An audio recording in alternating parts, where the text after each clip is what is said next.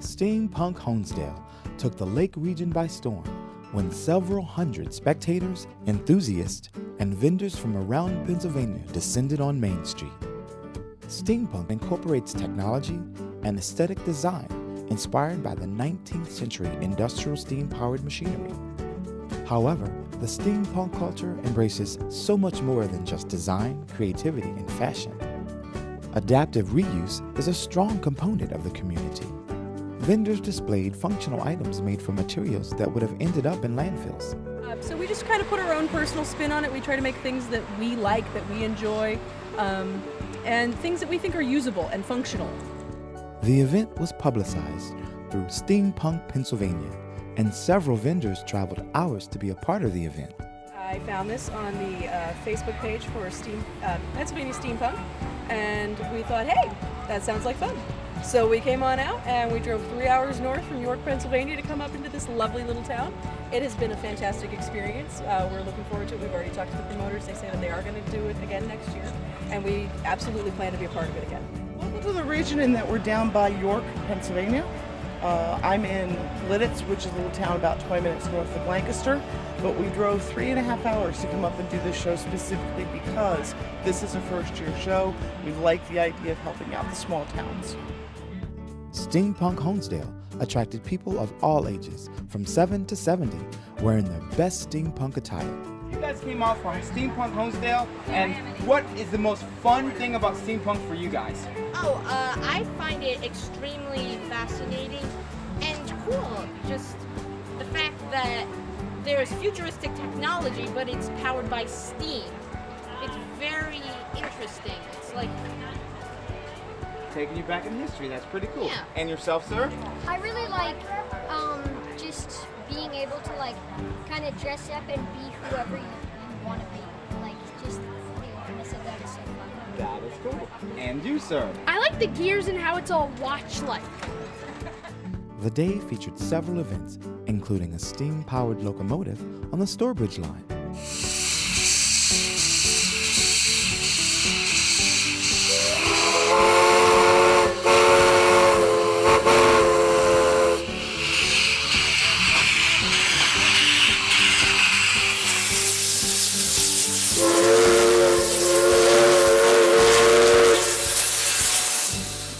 The last time a steam-powered locomotive operated on the line was in 1979. Passengers enjoyed the steam-powered excursions throughout the weekend. Just a short distance from the locomotive was a steam-powered fire engine manufactured by Silsby Manufacturing in Seneca Falls, New York in 1874. Protection Engine Company No. 3 still owns and maintains the fire engine and is believed to be the only operating Silsby steam fire engine left in existence.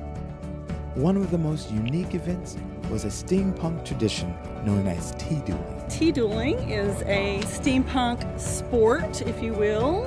Opponents sit across from each other. They have a hot cup of tea, and there is a plate of shortbread cookies in between them. We ask the dunkers to choose their weapon, and they each choose one cookie.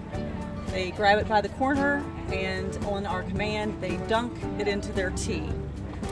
We count to 5, they withdraw, and then it is a battle of time to see who can get their cookie to stand up the longest, because now the cookie is very soggy and has lost its structural integrity.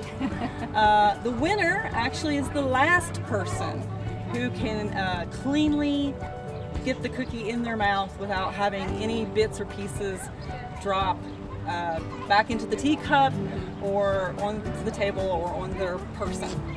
So the goal is to get a clean nom. It's called a clean nom. Yes. If it lands in the teacup, it's a splash. If it lands on the table or the floor, it's a splatter.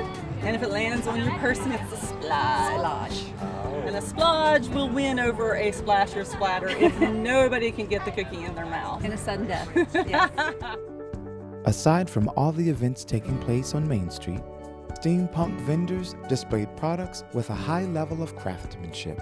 Antiques, wings, handmade leather items, and accessories joined local vendors in offering products to eager shoppers.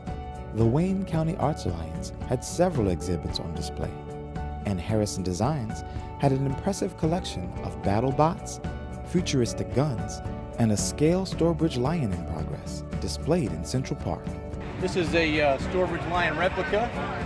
It's mostly made from items that were going to go in the trash, with the exception of the lantern over here. Just down the street from the park, a local shop offered the opportunity to design your own steampunk jewelry from a wide selection of gears and other shapes. Once you selected the elements for your design, an experienced artisan crafted the product, each one unique. This year's event was such a success that plans for next year are already in progress. And what better way to celebrate the steampunk genre than in Honesdale, the birthplace of the American Railroad, where the first steam-powered locomotive operated in the United States.